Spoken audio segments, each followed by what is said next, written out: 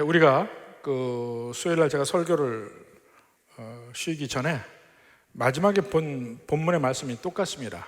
열왕기상 18장 1절에서 6절.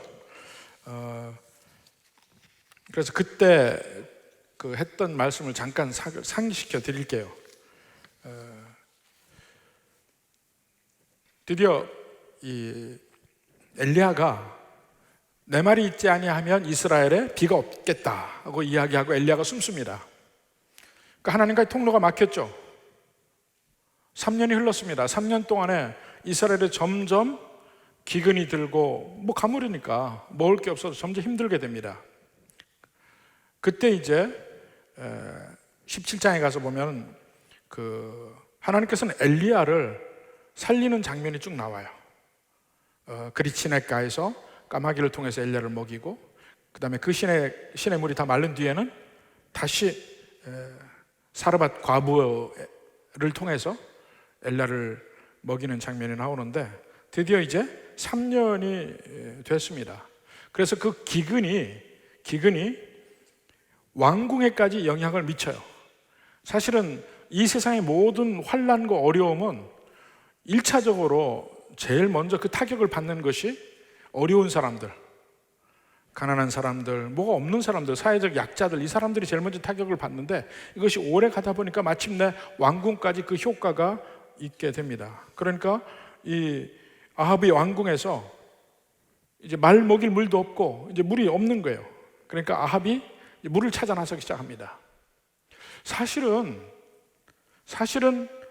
하나님께서 엘리야를 통해서 이스라엘에 비를 내리지 않은 것은 하나님의 심판임과 동시에, 그들이 하나님을 떠난 것에 대한 하나님의 심판임과 동시에, 또 하나는 그들로 하여금 환난 가운데서 다시 여호와 하나님께 돌아오게 하는 목적이 분명히 있을 텐데, 아합이 하는 행동이 뭡니까? 그렇게 고통이 임하는데도 불구하고 하나님을 찾지 않아요. 하나님을 찾지 않아요. 여호와 앞에 나올 생각을 전혀 하지 않습니다. 그러면서 정반대의 일을 합니다. 그 전에 보면 무슨 일이든지 환난과 어려움이 있을 때 먼저 하나님을 찾습니다. 여리고성 뒤에 아이성에서 이스라엘 백성들이 패배했을 때도 여호수아가 하나님 앞에 앉습니다. 어찌된 일입니까? 그때 하나님께서 왜 그런지 이유를 가르쳐 주잖아요. 다윗도 계속해서 기근이 들 때 하나님 앞에서 왜 그렇게 기근이 드는지를 답을 받습니다. 그러니까 우리도 마찬가지로 믿는 백성들은 어려움이 닥칠 때 먼저 하나님 앞에 서야 합니다. 왜 이 어려움이 내게 닥치는지, 제일 먼저 내 잘못, 내 부족함, 이런 것들을 먼저 하나님 앞에서 생각을 해봐야 됩니다. 하나님께서 우리와 커뮤니케이션하는 방법이 여러 가지가 있지만, 그 중에 환난도 일종의 커뮤니케이션의 방법이에요. 우리의 생각을 깨우쳐서 하나님을 바라보게 하는 그런 방법입니다. 근데 아합은 그렇게 온 이스라엘에 기근이 들고 가뭄이 들고 그 영향이 드디어 왕궁까지 미쳤으니 일반 서민들은 얼마나 극심한 고통을 받겠어요. 그럼에도 불구하고 그는 전혀 그의 머릿속에 여호와 하나님이 없습니다. 찾질 않아요.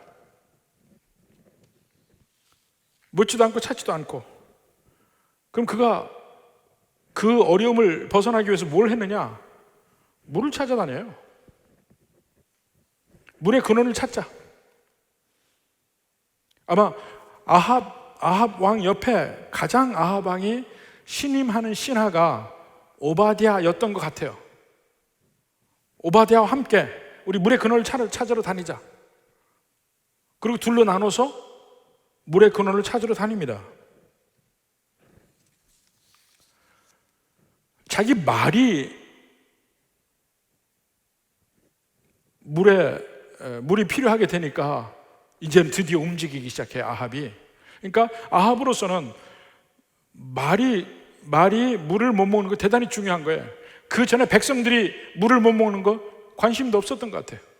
3년이 지나면서 자기 말이 물을 못 먹게 되니까 그때 비로소 놀라는 이유가 뭡니까? 그는 철저하게 자기의 군사력에 의지하고 있다는 것을 알 수가 있어요. 하나님을 의지하는 것이 아니고 자기 군사력에 의지해요. 바로 그런 면이 보여집니다. 지금 3년 동안 그렇게 괴로움을 당하고 있으면서도 정작 찾아야 될 하나님은 찾지 않고 물을 찾아다녀요. 그것도 자기 말이 먹을 물을 찾아다녀요. 한마디로 전혀 소망이 없는 사람이에요.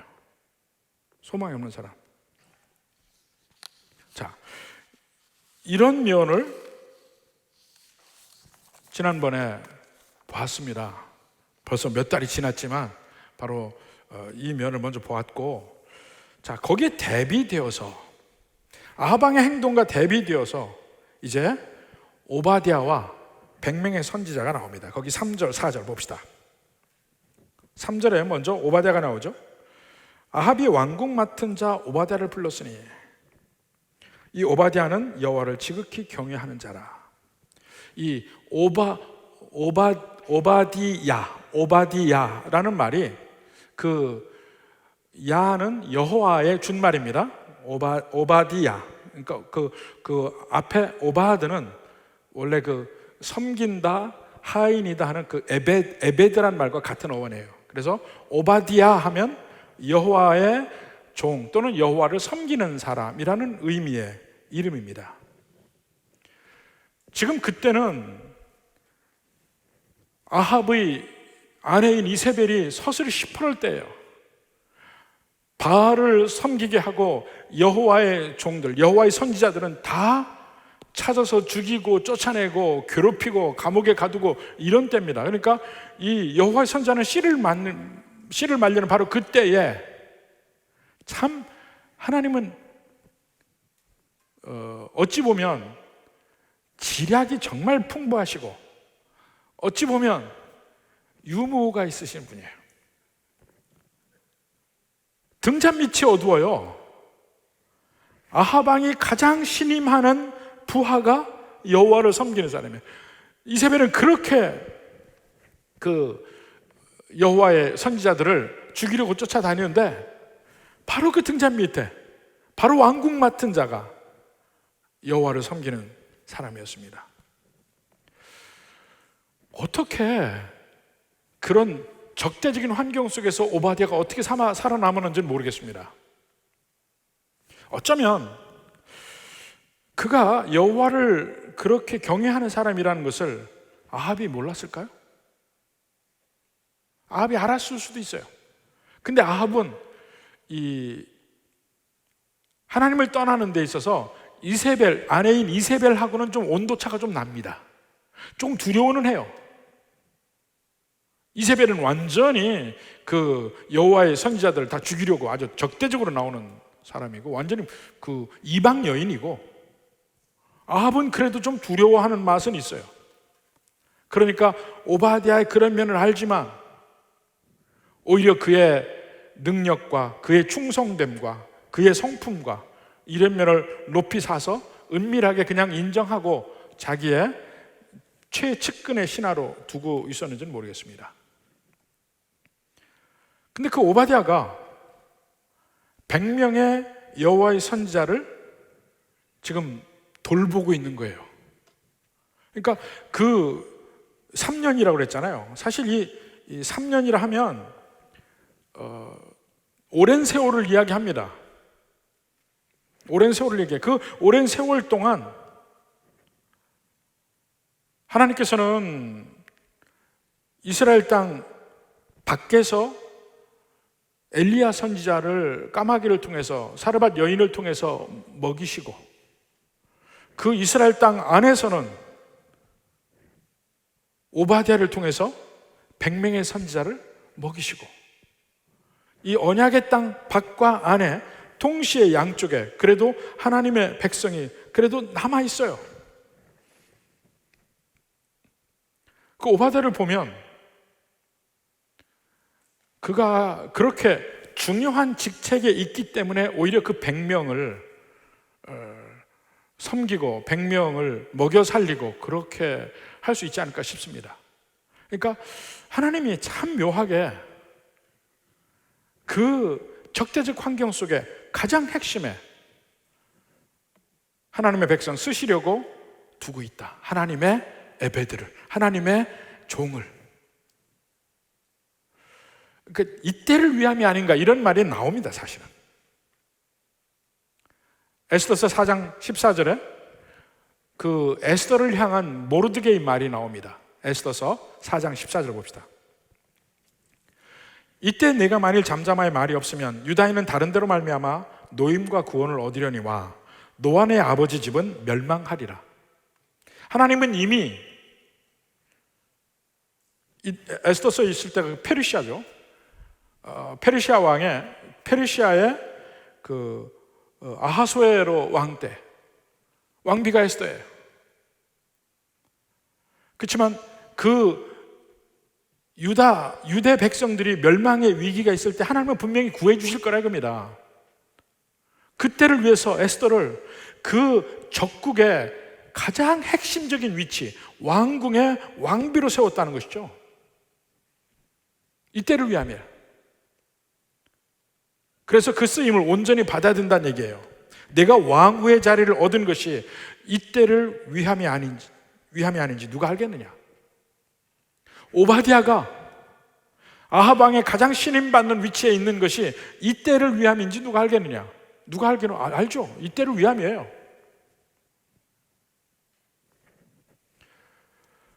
이 하나님 일을 하다 보면요, 참 그 어려운 일들이 있어요. 어려운 일들이 중간중간에 벌어지는데 특히 우리가 정말 어려울 때가 있지 않습니까? 그때 모든 사람이 다 돌아앉아 있는 그 순간에 꼭 필요한 자리에는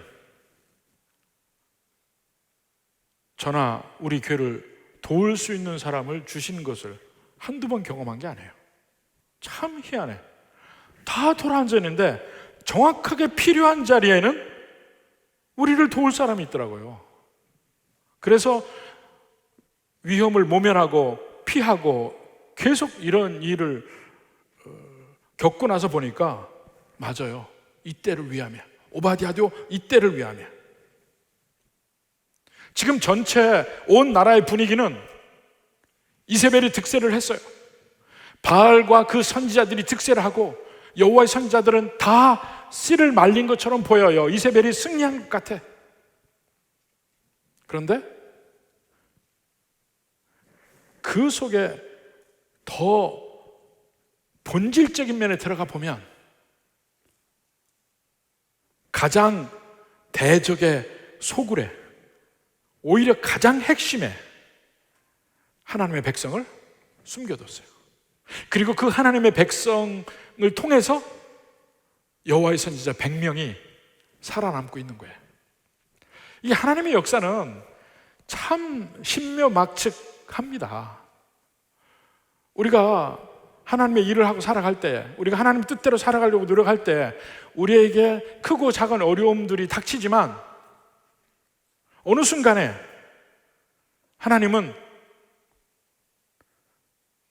우리 교회를 위해서나 여러분의 인생에서도 수없이 많은 오바댜를 두신 것을 경험해 봐야 됩니다. 하나님 뜻대로 가다 보면 어느 순간에 그런 사람들을 무수히 많이 만나게 되어 있어요.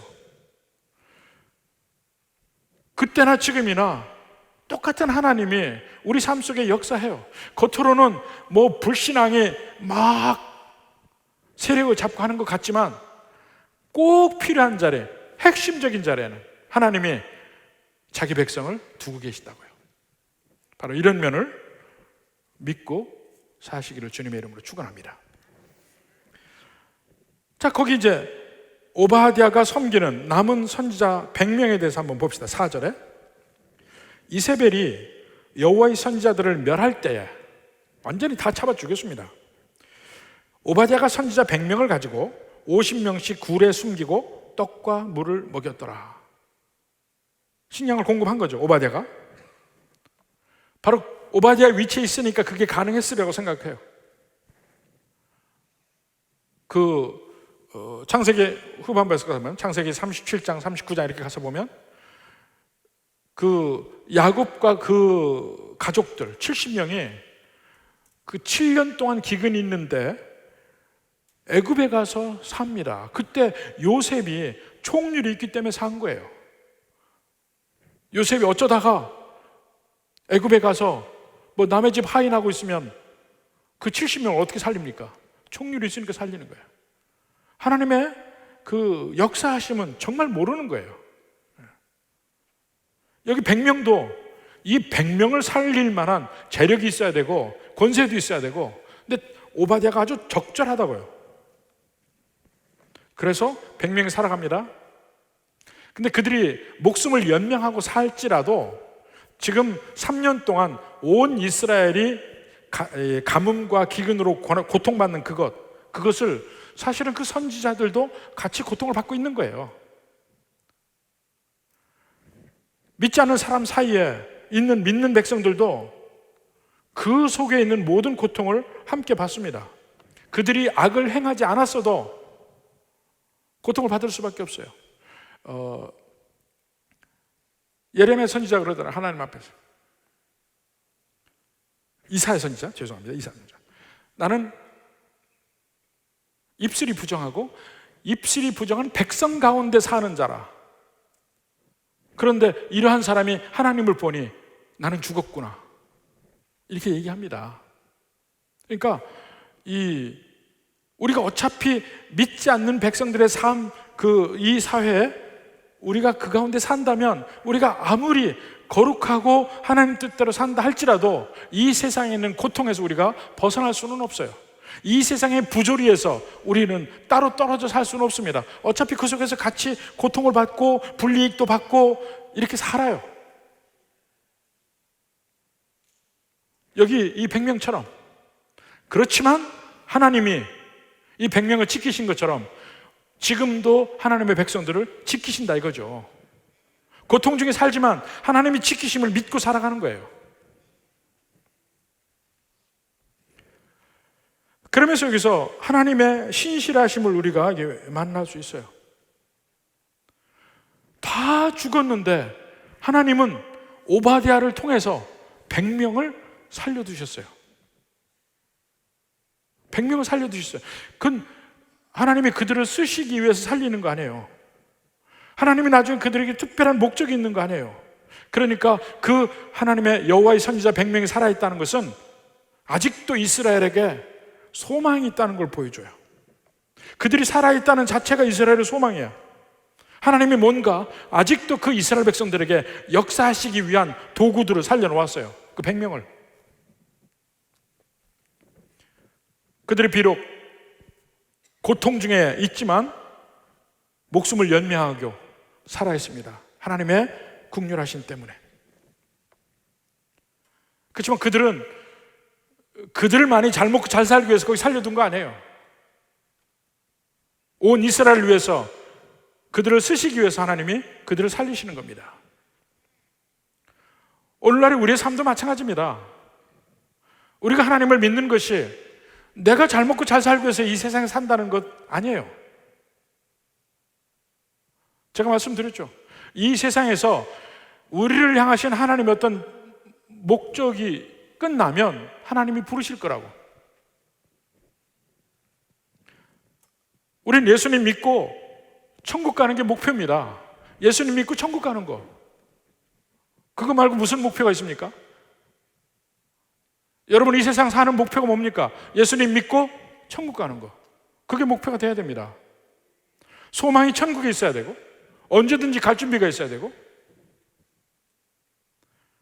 근데 예수님 믿었으니까 빨리 천국 가고 싶은데 하나님이 나를 여기 살려두신다. 왜 살려두셨지? 이 질문을 해봐야 됩니다. 왜 살려두셨지? 아직 이 땅에 나를 통해서 하나님이 하시고자 하는 어떤 목적이 남아있는 겁니다. 그걸 찾기 위해서 노력해야 돼. 하나님 왜 나를 천국에 안 부르시지?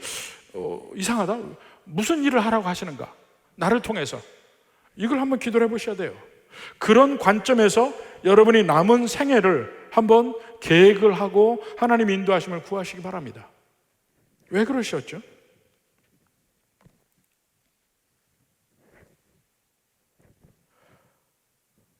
여러분의 삶이 지금 살아가면서 힘들고 어려운 일이 많이 있다 할지라도 왜? 이 세상에서 힘들고 어려운 일 당하는 것보다 천국 가면 우리는 최고인데 왜 여기 나를 두셨을까? 한번 고민해 보시기 바랍니다. 자,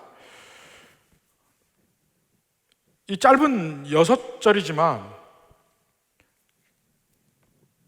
하나님의 재앙, 이스라엘의 가뭄과 기근이 있은 지 3년이 되었는데 그 기근의 여파가 왕궁까지 미쳤는데 아합 왕은 전혀 하나님 찾을 생각 안 하고 물 찾을 생각만 해. 자기 말에게 먹일 물. 근데 하나님은 기묘하게 아합 왕 바로 옆에 하나님의 종 오바댜를 두고 여호와의 선자 100명을 살리는 겁니다.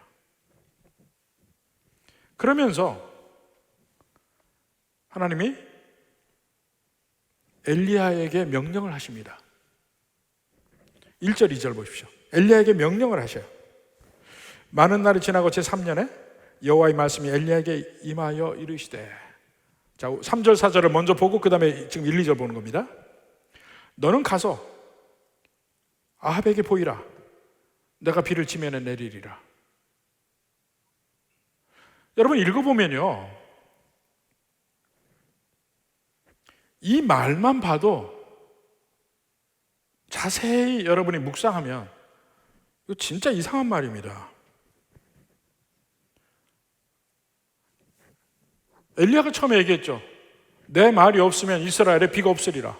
3년이 없었어요. 근데 어느 날 하나님이 아합에게 나타나셔서 엘리야에게 나타나셔서 아합에게 가서 얘기해라 이거예요. 내가 비를 내리겠다. 3년 만에.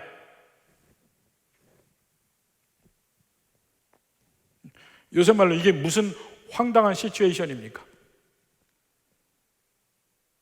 그렇게 얘기해도 무슨 말인지 모르니까 저를 쳐다보겠죠.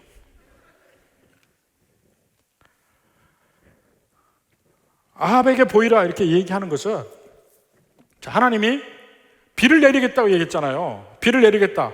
근데 자, 그 당시에 이세벨이 이 바알 신을 통해서 얼마나 비를 내리려고 기우제를 많이 드렸겠습니까?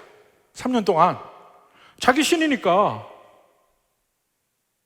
그 비가 안 왔다고요. 그런데 어느 날 갑자기 비가 내려. 그럼 그들이 뭐라고 할까요? 우리가 바알 신에게, 바알 신이 어떤 신이에요?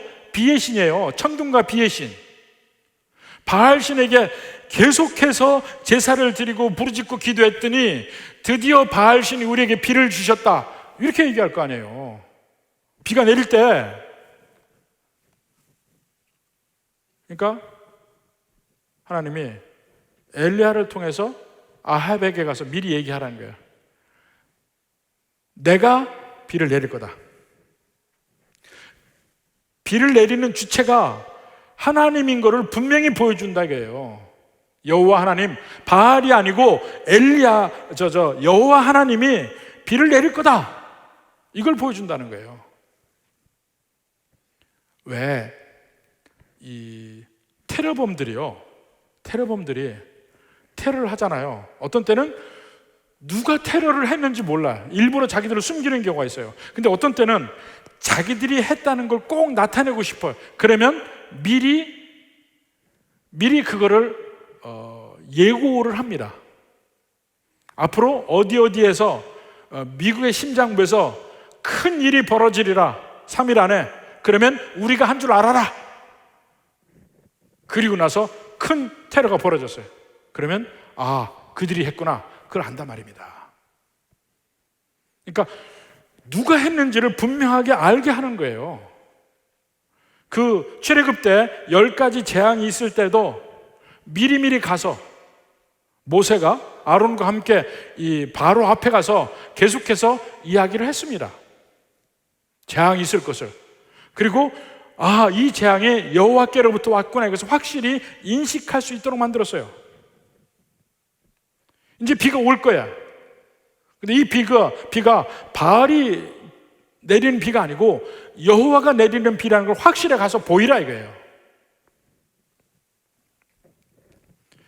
그러니까 누가 내렸는지를 명확하게 알게 하는 것이고, 또 하나는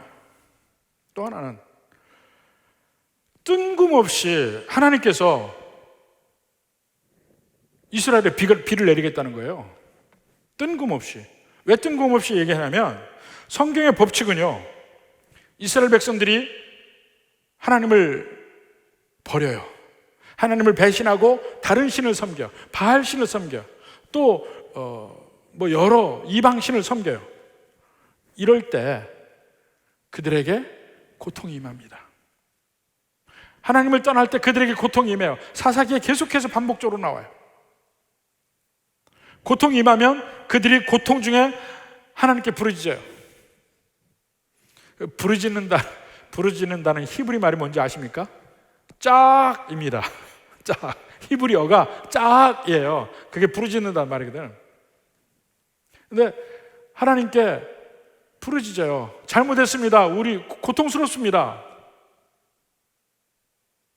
우리가 하나님께 죄를 지을 때에도 하나님은 우리를 제자리로 돌리시기 위해서 사람 막대기와 인생 책찍으로, 환경으로 우리를 괴롭게 해서 다시 회개하고 제자리에 돌아오게 많이 합니다. 그렇게 하면 다시 하나님의 구원, 하나님의 축복 다시 임하는 거예요. 이 사이클이에요. 성경의 법칙이기도 하고. 예를 들어서 솔로몬이 성전을 봉헌할 때 솔로몬의 성전 봉헌 기도에도 나옵니다. 성전이 있는 이유를 얘기해요. 우리가 하나님을 떠났다가 환난을 당하고 기근을 당하고 이럴 때 다시 이 성전에서 하나님께 부르짖으면 주님 들으시고 응답하여 주시옵소서, 이렇게 기도를 합니다. 열왕기상 8장 35절 봅시다. 솔로몬의 기도입니다. 만일 그들이 주께 범죄함으로 말미암아 하늘이 닫히고 비가 없어서 주께 벌을 받을 때에, 지금 아합 왕 때가 그런 거잖아요. 가뭄이 들었죠. 이곳을 향하여 기도하며 주의 이름을 찬양하고 그들의 죄에서 떠나거든 주는 하늘에서 들으사 주의 종들과 주의 백성 이스라엘의 죄를 사하시고 용서하시고 그들이 마땅히 행할 선한 길을 가르쳐 주시며 주의 백성에게 기업으로 주신 주의 땅에 비를 내리시옵소서, 이렇게 기도했어요. 그러니까 성경에서 보면 하나님의 백성들을 사랑하실 때 그 하나님의 백성들이 하나님을 떠나 다른 길을 가면 전쟁으로나 또 기근으로나 여러 가지로 괴로운 환경을 만나게 했어서 괴로우니까 다시 하나님께 부르짖고 회개하고 돌아오면 다시 하나님의 축복 가운데 있고, 이것이 성경 전체의 흐름이라고요. 그런데 오늘 여기서는 그런 게 하나도 없어. 오히려 아합 왕은 괴로운데 정작 이때는 지금 하나님을 찾아야 되는데 하나님 안 찾고 물을 찾아다녀요. 해야 될 일을 하지 않고 하지 말아야 될 일을 하는 거예요. 그런데 하나님이 돌이킴도 없고 깨달음도 없고 회개도 없는 상황에서 내가 비를 내릴 테니까 아합에게 가서 보이라, 내가 내렸다고 하라. 왜 그랬겠어요? 무슨 이유일까요?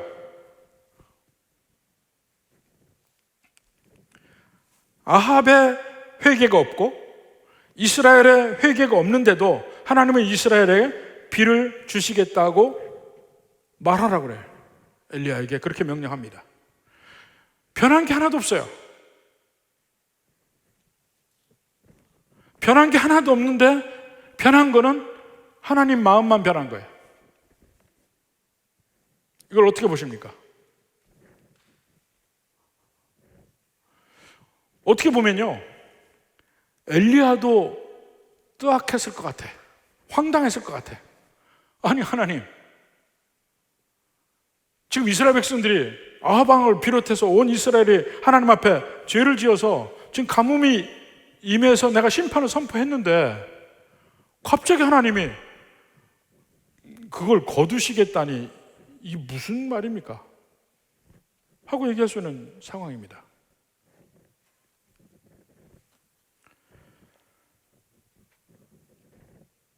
오히려 이스라엘 백성들, 아합 왕도 마찬가지고 하나님의 심판이 임할 때 오히려 그들의 마음은 더 강팍해졌어요. 하나님을 찾지도 않아요. 그런 온갖 환난에도 불구하고. 그러니까 그들은 도저히 그 상태는 자기 힘으로 하나님 앞에 돌아올 수조차 없는 상태예요. 그 전에는 환난이 임하면 아이고 하나님하고 돌아왔는데 지금은 그러한 능력조차 상실한 상태, 완전히 상실한 상태. 돌아올 수 없어요. 완전히 절망적인, 비극적인 상태예요. 어떻게 돌아와요? 환난이 임했는데도 모르는데 뭐. 오히려 이세벨은 여호와의 선지자 다 죽이고 나타나지도 못하는데 뭐. 숨은 100명만 남았고 나머지는 다 없어졌는데. 그런데 점점 더 사태가 악화되고 있고 그들의 마음은 더 강팍하게 있고, 이런데 갑자기 하나님이 내가 비를 주겠다. 그러니까 어떻게 보면요, 하나님이 밀린 것 같아요. 하나님이 진 것 같아요. 끝까지 고집 피고 있는데 하나님이 비를 준다는 거야. 이유가 뭘까요? 이유는 없어요. 이유는 없어. 이유가 없는 게 이유예요. 오직 한 가지. 그냥 하나님이 불쌍해서. 그냥 하나님이 불쌍해서 더 하면 죽을까봐 비를 준 것뿐이에요. 회개하지 않는데도 불구하고 그냥 비를 줬다니까요. 그들이 복을 받을 아무런 행동을 한 게 없어요. 회개도 안 했어요. 근데 그냥 비를 줘요. 그리고 그들을 살려요. 죽기 직전에 살려요. 왕궁의 말이 물을 못 먹을 정도면 백성들은 정말 죽기 직전에 전부 다. 근데 거기에다가 비를 내린다고. 이런 하나님을 여러분 어떻게 생각하십니까? 이렇게 회개조차 할 수 없는 인간, 정말 구제불능의 인간, 그 인간에게 그 인간조차도 하나님이 불쌍히 여기셔서 살 길을 주시는 게 하나님이라는 거예요. 얼마 전에 제가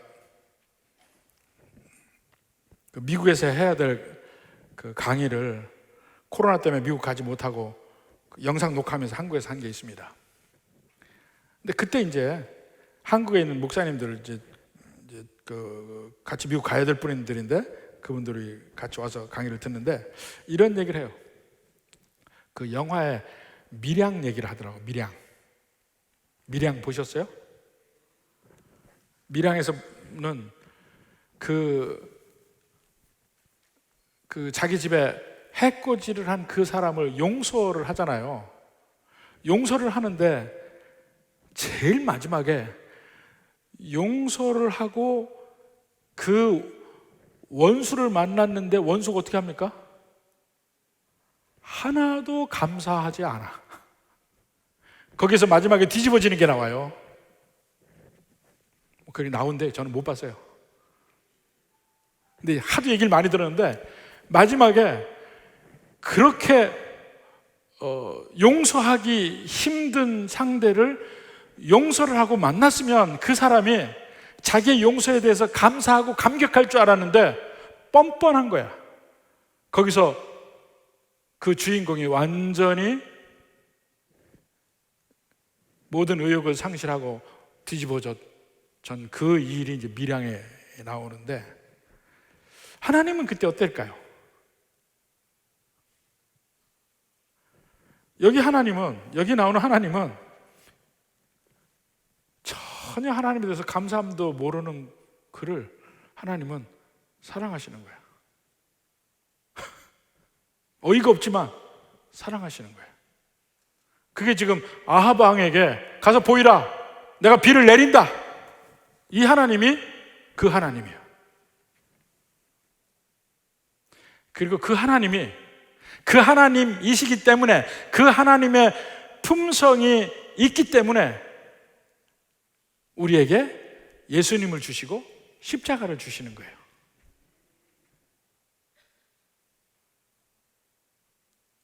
좀 이해가 되십니까? 인간이 회개할 능력도 없어. 회개하지도 않은 그 상태의 이 세상에 하나님의 아들이 그냥 오신 거예요.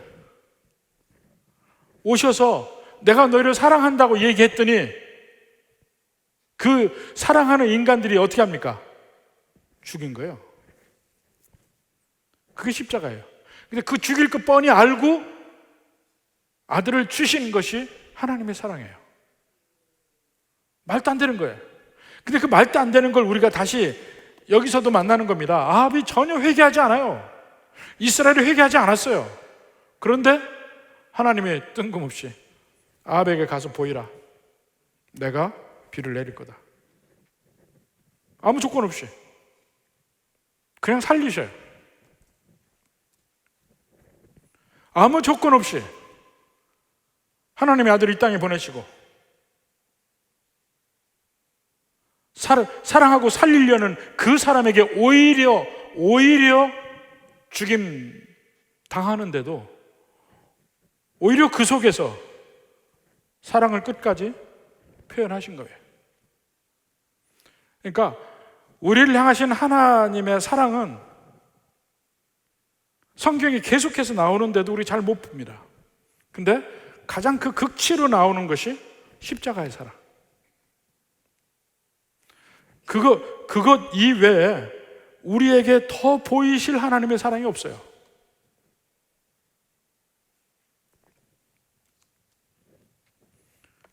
우리에게 십자가를 주시는 바로 그 하나님이시기 때문에 회개하지 않는 아합, 회개하지 않는 이스라엘 백성에게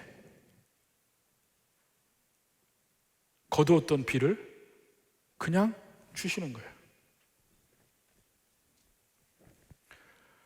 우리도 마찬가지입니다. 우리도 온갖 더러움과 저주와 죄 속에서 살아요. 모르지만 많은 사람들이 스스로 내가 그렇다는 것을 모르고 살아요. 누구는 알고. 그럼에도 불구하고 하나님은 사랑하셔요. 조건 없이 사랑하셔요. 그 사랑을, 먼저 사랑하신 그 사랑을 우리가 느낄 때 주님을 믿게 되는 것이고, 주님을 잡게 되는 것이고, 주님의 사랑에 감격해서 이제는 조금이라도 더 주님이 기뻐하시는 삶을 살려고 노력해 가는 거예요. 그건 그 다음 얘기예요. 그 다음 얘기. 그렇지만 먼저 아무 조건 없이 죽일 놈을 위해서 먼저 사랑을 쏟아부으시는 것이 하나님이다. 오늘 그 하나님이 엘리야를 통해서 아합에게 보이라고 합니다. 내가 너에게 비를 줄게. 바로 그 하나님의 은혜가, 하나님의 긍휼하심이 여러분에게도 함께 있기를 주님의 이름으로 축원합니다.